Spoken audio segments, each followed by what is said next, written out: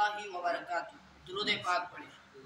اللہم صلی علی محمد وعلی آل محمد کما صلیت علی ابراہیم وعلی آل ابراہیم انک حمید مجید۔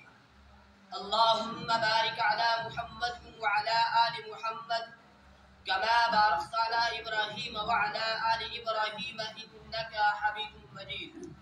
اللہم صلی علی سیدنا محمد وعلی آل سیدنا محمد واصحاب سیدنا محمد وبارک وسلم علیہم۔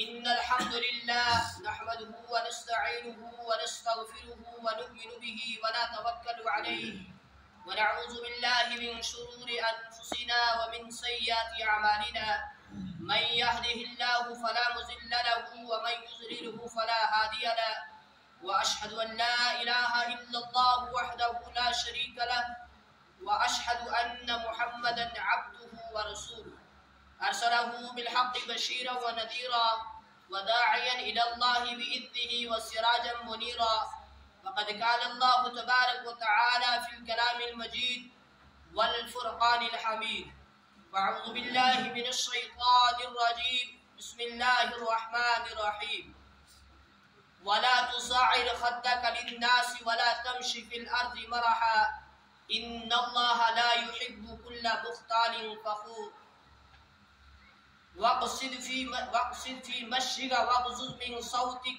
إن أنكر الأصوات لصوت الحمير۔ صدق الله العظيم وصدق رسوله النبي الكريم ونحن على ذلك لمن الشاهدين والشاكرين والحمد لله رب العالمين۔ قال النبي صلى الله عليه وسلم بلغوا عنی ولو آیا او کما قال علیہ الصلاۃ والسلام۔ محترم معزز بزرگ اور دوستوں اور معزز سامعین کرام، اللہ رب العزت کا بے حد فضل، کرم، احسان، شکر، جس رب ذوالجلال نے اس پرفتن دور کے اندر، اس گزرے دور کے اندر ہمیں یہ توفیق عطا فرمائی کہ ہم سب اس کی اس پاگھر کے اندر حاضر ہوئے۔ مزید اللہ کا فضل کہ اللہ رب العزت نے کچھ وقت کے لیے گفتگو کرنے کا اور سننے کا موقع نصیب فرمایا۔ اللہ سے دعا فرمائے اللہ ہمارے ان اعمال کو قبول فرمائے، اللہ ہماری اس حاضری کو بے حد قبول فرمائے، ہمارے لیے دنیا کے اندر ہدایت کا اور آخرت کے اندر نجات کا، بخشش کا، مغفرت کا ذریعہ بنائے۔ محترم بزرگوں، عالم دو ہیں، ایک عالم دنیا اور ایک عالم آخرت۔ عالم دنیا یہ ہے کہ جس کے اندر ہم اس وقت بس رہے ہیں، رہ رہے ہیں، اور عالم آخرت وہ ہے یعنی دوسرا جہاں، جس جہاں پر ہم نے مرنے کے بعد جانا ہے۔ تو یہ جو عالم دنیا ہے یہ آرام گاہ نہیں ہے، یہ تماشا گاہ نہیں ہے، یہ سیر گاہ نہیں ہے، بلکہ یہ امتحان گاہ ہے۔ آپ یوں مثال لے لیں کہ یہ جو دنیا ہے یہ دنیا ایگزامنیشنل ہال ہے، جہاں بچے ایگزام دیتے ہیں، اور اس دنیا کے اندر بسنے والا ہر شخص امتحانات دے رہا ہے۔ کل قیامت کے دن اس کا رزلٹ سامنے آئے گا۔ جس کی نیکیاں زیادہ ہو جائیں گی کامیاب، کامران، جس کی نیکیاں کم ہو جائیں گی اللہ حفاظت فرمائے ہمیشہ کے لیے ناکام۔ اور میری ایک بات یاد رکھے، قیامت کے دن آخرت کے اندر کامیابی جو ہے وہ ہمیشہ کی کامیابی جو ہے، اللہ حفاظت فرمائے، جو ناکامی ہے وہ بھی ہمیشہ کی ناکامی ہے۔ تو اللہ سے دعا ہے اللہ ہمیں ناکامی سے بچائے اور کامیابی عطا فرمائے۔ بزرگوں، یہ جو دنیا ہے، عالم دنیا جس کے اندر ہم رہ رہے ہیں، یہ امتحان گاہ ہے۔ اس کے اندر اللہ نے ہمیں تھوڑا سا وقت دے کر اس لیے بھیجا ہے کہ ہم دنیا کے اندر جا کر لامحدود زندگی یعنی عالم آخرت کے اندر اس زندگی کی تیاری کر کے جائیں۔ سفر بہت لمبا ہے، آخرت کا سفر تو ختم ہوئے گا نہیں، دنیا کا سفر بہت مختصر ہے۔ مختصر وقت کے اندر ہم نے اتنا زیادہ توشہ اکٹھا کرنا ہے، اتنے اعمال کرنے ہیں، اتنی اچھائیاں جمع کرنی ہے کہ جو ہمیں آخرت کے اندر لامحدود زندگی کے اندر کام آتی رہے۔ اور بزرگوں، جیسے ایک طالب علم ایگزام دیتا ہے، جو ہی اس بچے کے ایگزام والے دن یعنی پیپر جس دن وہ دے گا وہ دن قریب آتے ہیں تو اس بچے کو گھٹن ہوتی ہے، इस बच्चे को फिक्र हो जाती है, इसका अपने घर वालों के साथ उठना बैठना बहुत कम हो जाता है, इसकी नींद इसका आराम कम हो जाता है, दोस्त अहबाब से मिलना जुलना कम हो जाता है, खाना पीना कम हो जाता है। इसको एक फिक्र सवाल रहती है, ये जो मेरे एग्जाम आ रहे हैं मैं इनकी अच्छे तरीके से कामयाब तैयारी करूं ताकि मैं आला नंबरों के साथ क्या हो जाऊं, कामयाब हो जाऊं। बुजुर्गों, दुनिया के अंदर हर एक बसने वाला इंसान ये नहीं चाहता कि मैं नाकाम हो जाऊं, हर एक की तमन्ना है, हर एक की आरज़ू ये है कि मैं कामयाब हो जाऊं। तो खैर ठीक इसी तरह वो बच्चा अपने घर वालों से तन्हाई इख्तियार करके एग्जाम की तैयारी के अंदर लग जाता है, इम्तिहान की तैयारी के अंदर लगा रहता है। ठीक इसी तरीके से हमने दुनिया से किनारा कशी इख्तियार करके आखिरत के लिए तोशा जमा करता है, आखिरत के लिए अमाल कमाने हैं, सालिहा अमल करने हैं, अच्छे अमल करने हैं, नेक अमल करने हैं ताकि मरने के बाद हमें काम आ सके। अब नेक अमल करने में, अच्छे अमल करने में, सालिहा अमल करने में हमें और आपको जो चीज रुकावट बन रही है वो तकब्बर है, वो घमंड है, वो बड़ाई ही है।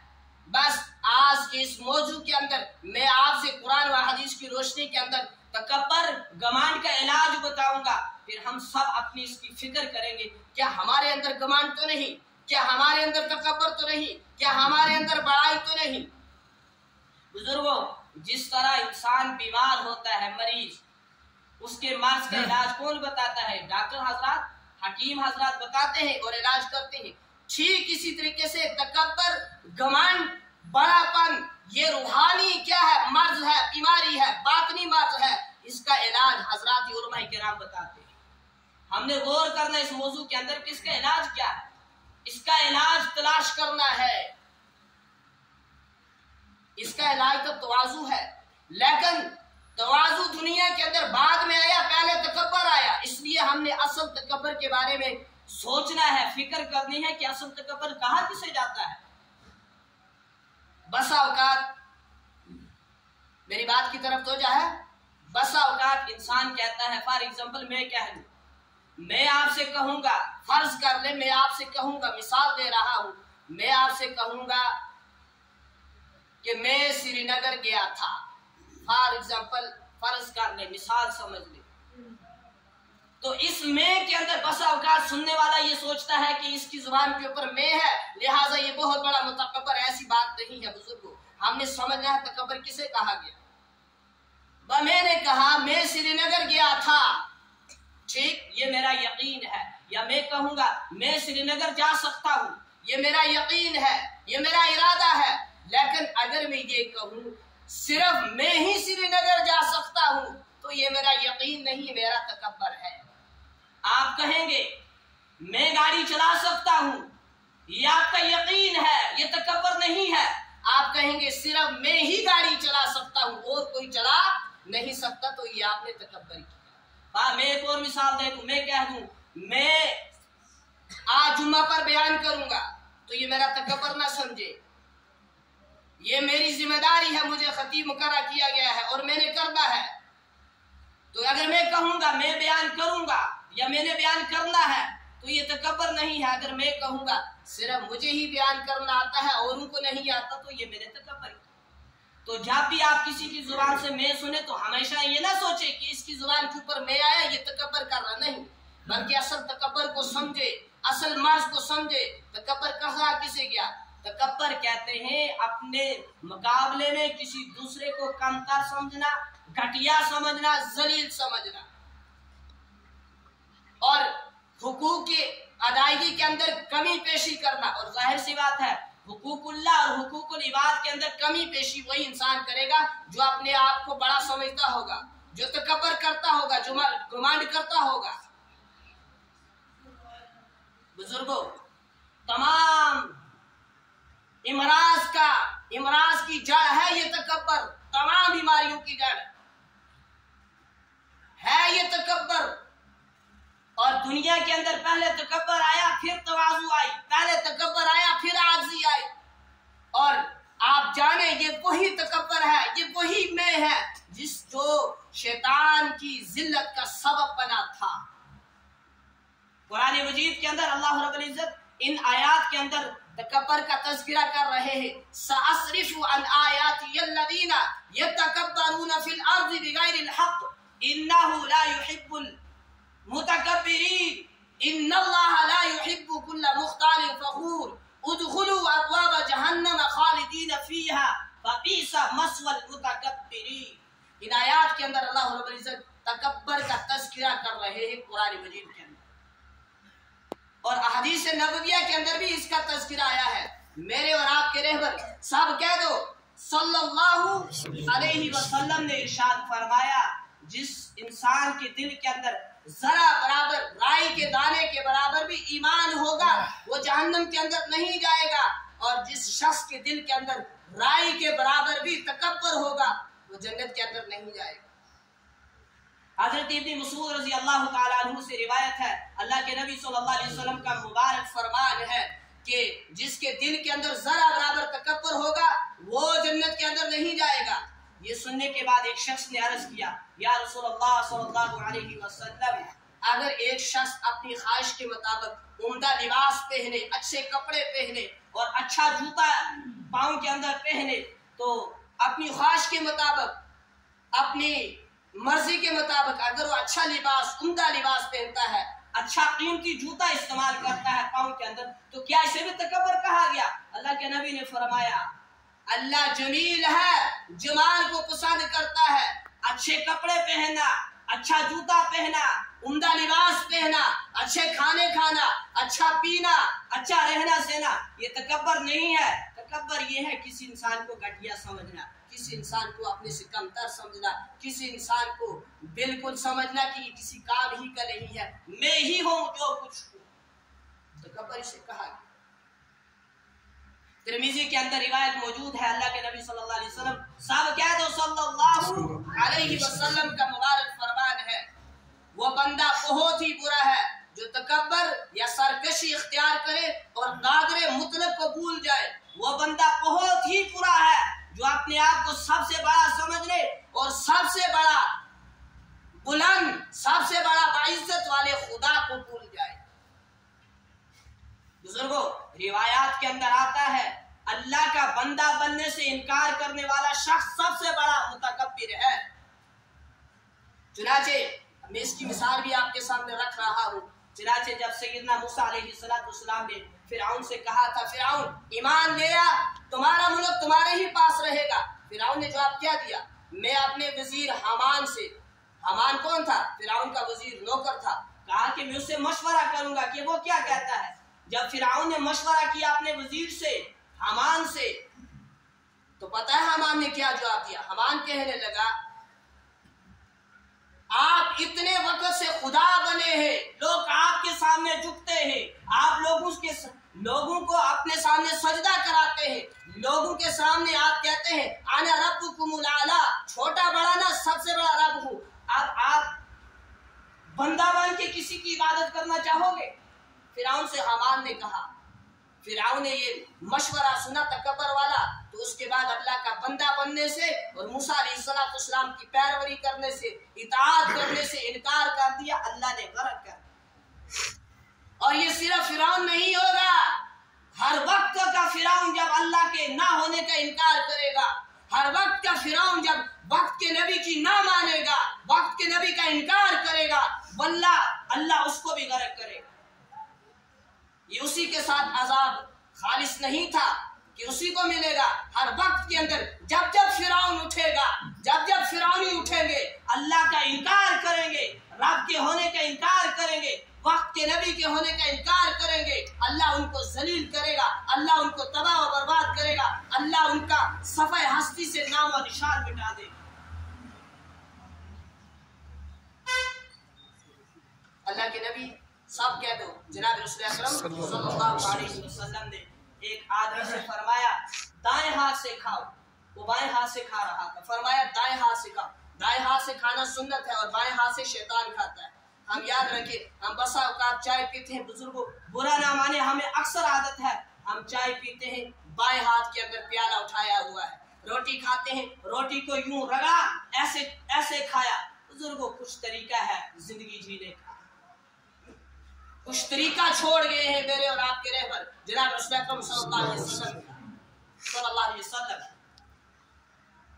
हम अक्सर बाएं हाथ से खाते हैं, बाएं हाथ से पीते हैं। तो खैर अल्लाह हिदायत दीन की सही समझ अता फरमाए, नबी अलैहिस्सलातु वस्सलाम की शरीयत उन पर सीरत पर हम सबको मुस्तकिल चलने की तौफीक अता फरमाए। तो मैं अर्ज कर रहा था कि एक शख्स बाएं हाथ से खा रहा था, नबी अलैहिस्सलाम ने उससे फरमाया कि दाएं हाथ से खा। उसने कहा मेरे दाएं हाथ के अंदर ताकत नहीं है कि मैं उसको उठाऊं उससे खाऊं। नबी अलैहिस्सलाम ने फरमाया बस अब तू दाएं हाथ से नहीं खा सकेगा। और वल्लाह रावी कहता है एक वक्त वो आया उसने हाथ उठाना चाहा, अल्लाह ने उसके हाथ से ताकत छीन, वो दाएं हाथ से फिर कभी नहीं खा सका। यानी इस शख्स के हक के बारे में नबी अलैहिस्सलाम ने जो फरमाया था वो बराबर हो कर रहा। एक और बात मैं इसके साथ जोड़ दूं, आप सोचें, आप समझें और पीछे जिंदगी के ऊपर गौर और फिक्र करें। हमारे बाप दादा लिहाजा इस चीज के ऊपर गौर और फिक्र करें। जब हमने सुना था कि नबी अलैहिस्सलाम का मुबारक फरमान है एक जमाना आएगा मेरी उम्मत पर, मेरी उम्मत की लड़कियां, मेरी उम्मत की औरतें लिबास पहनने के बावजूद नंगी होंगी। तो उस वक्त ये बात समझने में बड़ी दुश्वारी हो रही थी, बड़ा मुश्किल हो रहा था। बात जहन के अंदर नहीं आ रही थी कि यार एक शख्स जिस्म के ऊपर लिबास भी पहनेगा, कपड़े भी लगाएगा, इसके बावजूद नंगा कैसा। लेकिन मुझे लगता है आज वो फरमान पूरा हो गया। होया बुजुर्गों, होया। पहले हमारे बाप दादू ने जिंदगी में नहीं सोचा होगा कि ये वक्त भी आएगा, लेकिन वो वक्त इस वक्त चल रहा है। एक बंदा 5 वक्त का नमाजी है, पुराना माने, मस्जिद की पहली अव्वल सफ के अंदर नमाज पढ़ रहा है। बेटी का लिबास देखो, इंसान कहता है अल्लाह तू मुझे मौत में जमीन के अंदर नहीं उतर जाऊं। है बाप नमाजी है, हर साल हज भी किया है, उम्रे भी सालों साल करता है, रोजे भी रखता है, तहज्जुद भी पढ़ता है, इशराक की भी पाबंदी है, चाशत भी पढ़ता है, अवाबीन भी मगरिब के बाद पढ़ता है। अच्छे अमल है जिंदगी के अंदर। लिबास, उसकी बहन का लिबास, उसकी बेटी का लिबास, उसकी भतीजियों का लिबास देखो तो इंसान कहता है अल्लाह तू मुझे ही मौत दे दे, मैं जमीन के अंदर उतर जाऊं। बुजुर्गों ये बात है या नहीं? इसलिए ये मसला कहां से बिगड़ गया? जब हमने शुरुआत से कहा था कि हम अपनी बच्ची को टाइट लिबास ना लगाए, ना लगाने दे, ना खरीद कर दे, तो हमने कहा था अच्छा लान दियो जी, अच्छा निकी है, अच्छा क्या करो, अच्छा निकी है जी, चल के अंदर लान दियो।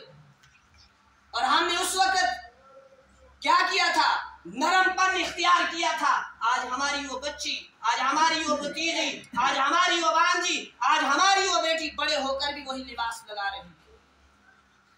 बुनियाद तो हमने खराब की, इसके मुजरिम तो हम हैं। लेकर देने वाले, उड़ी से खरीद कर देने वाले, किसी और जगह से खरीद कर देने वाले। क्या भी मेरी बेटी छोटी है, लगाने में कुछ बात नहीं। माहौल तो हमने बिगाड़ा, मुजरम तो हम है, जवाब तो हमने देना है क़यामत के दिन। तो खैर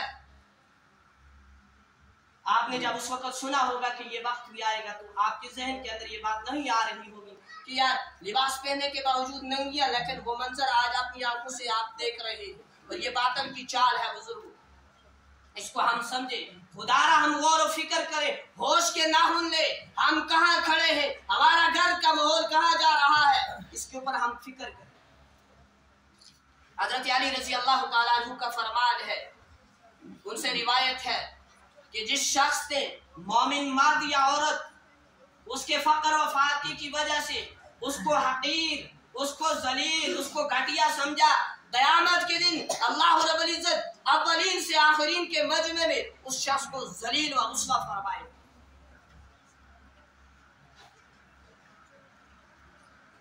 इसलिए बुजुर्गों तकब्बर से बचना है, तकब्बर कभी ना करना, एड़ी मार के कभी ना चलना, गर्दन ऊंची करके कभी ना चलना, छाती तान के कभी ना चलना।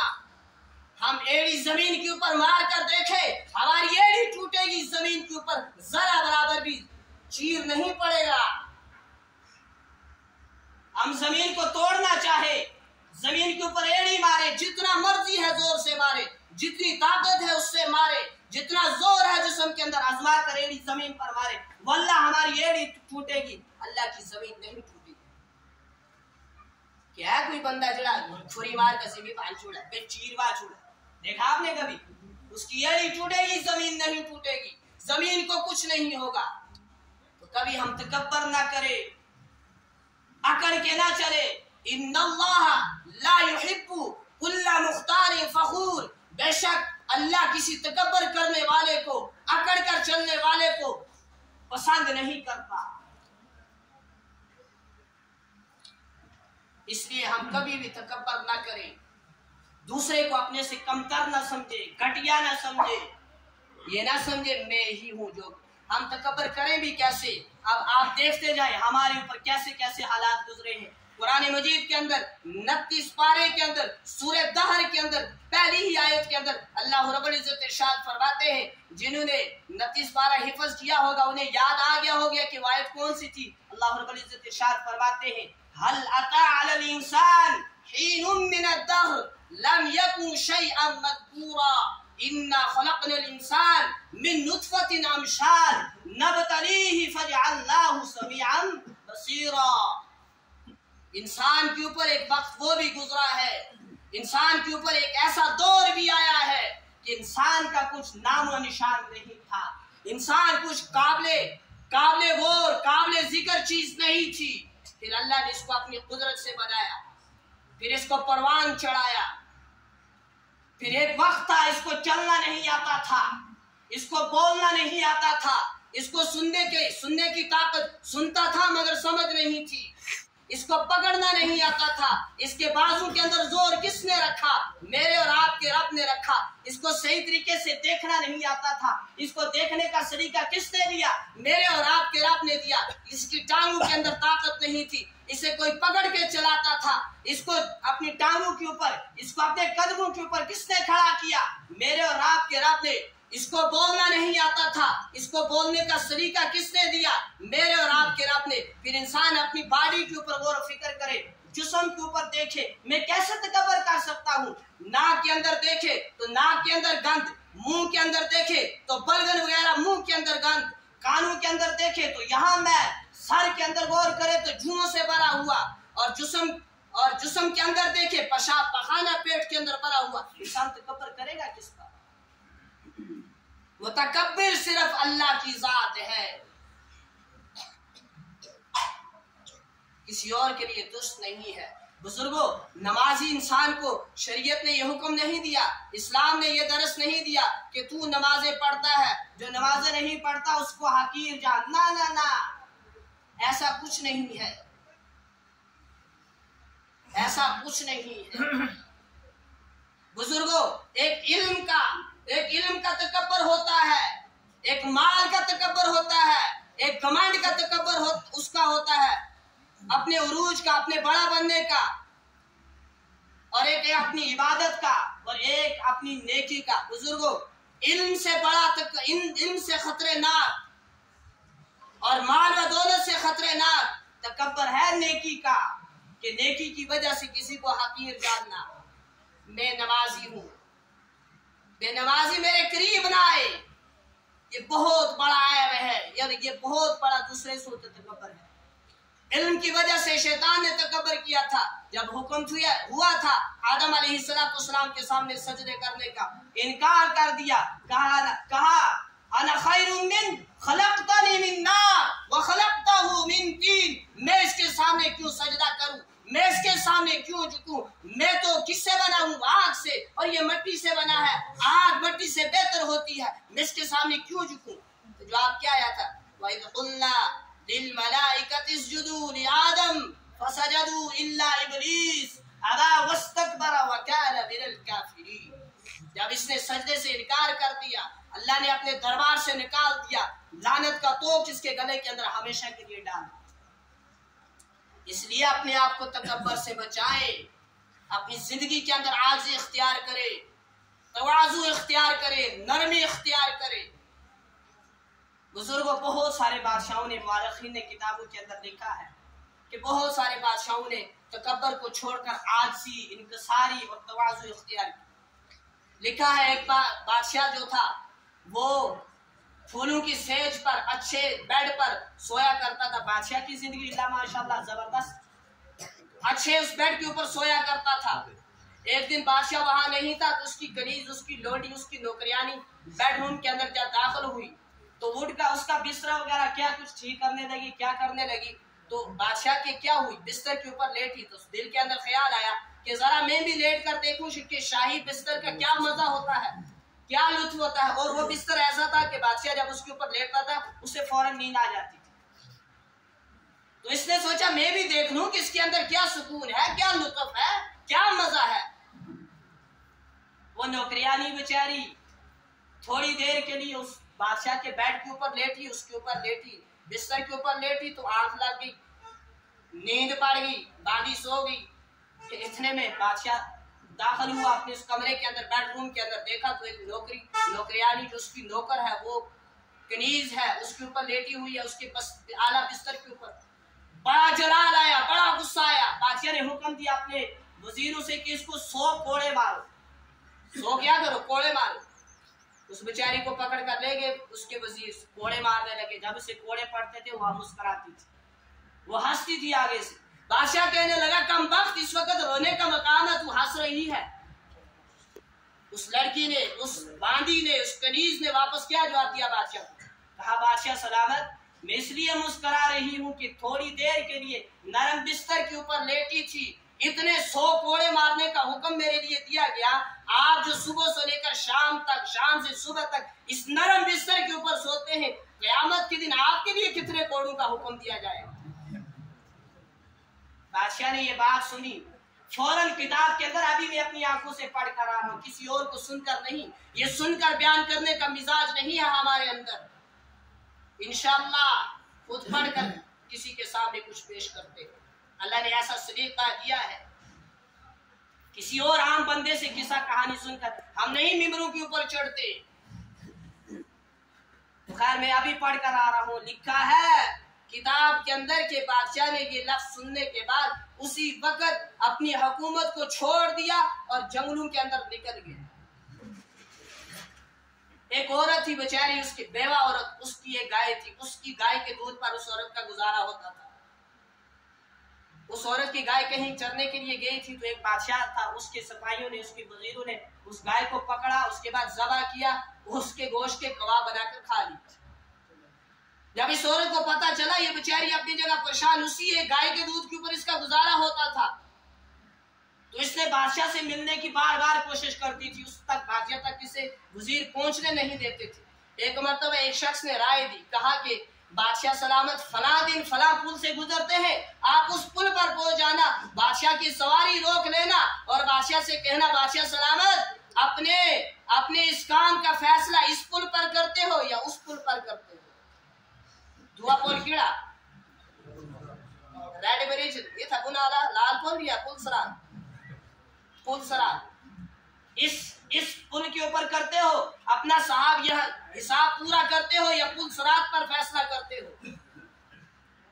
بادشاہ سلامت سواری سے نیچے اترا، اس سے کہا کہ اے بیوہ عورت، میں اس پل پر حساب دینے کے قابل نہیں ہوں، بتا تیرا کیا معاملہ ہے۔ معاملہ پوچھنے کے پہلے ہی، دریافت کرنے سے پہلے ہی بادشاہ نے اس کو 70 گائے یا 70 گائیوں کے برابر قیمت دینے کا فیصلہ حکم دے دیا، اور اس کے بعد اس عورت سے پوچھا ہے بیوہ خاتون بتا تیرا مسئلہ کیا ہے۔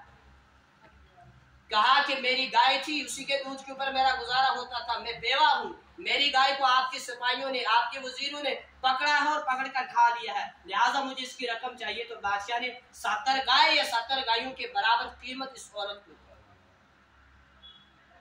اور فخر نہیں کیا، تکبر نہیں کیا، سواری سے نیچے اترا، ایسی عاجزی، ایسی انکساری اپنے اندر لائی اس نے بادشاہ نے۔ ایسے بادشاہ بھی ہوا کرتے تھے اللہ سے ڈرنے والے۔